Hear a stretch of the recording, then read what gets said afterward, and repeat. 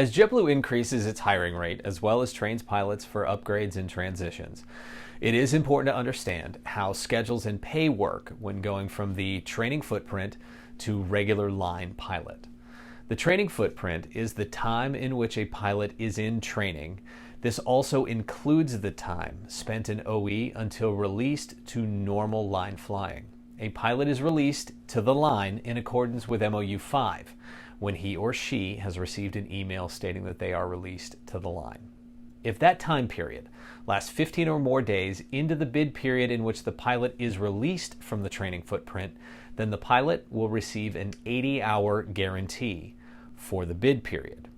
If a pilot is released from training with fewer than 15 days of the bid period spent in the training footprint for that bid period and a schedule has not been awarded for the remainder of the month, then there are two ways the remaining schedule can be created according to CBA Section 25G2.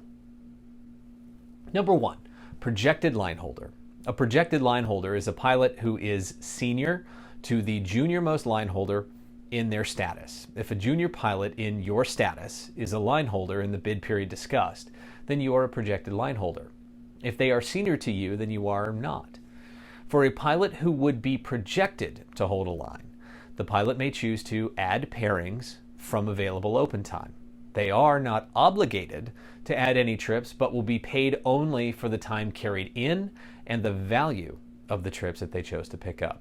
Alternatively, the pilot may choose to have crew planning construct a reserve schedule based on a prorated chart to determine the number of days required. In this case, the pilot would receive a minimum 75 hours for the bid period. Number 2, not a projected line holder. If a pilot is not a projected line holder, a reserve schedule will be built for them. The number of days of reserve will, again, be based upon the prorated chart. In this case, the pilot will receive a minimum pay guarantee of 75 hours for the bid period. For pilots who are given or chose reserve, a number of stipulations exist in how that reserve schedule can be built. Please read up on these in CBA Section 25G3 and 25G4. As always, if you have any other questions, please submit a PDR to the appropriate committee. Thank you.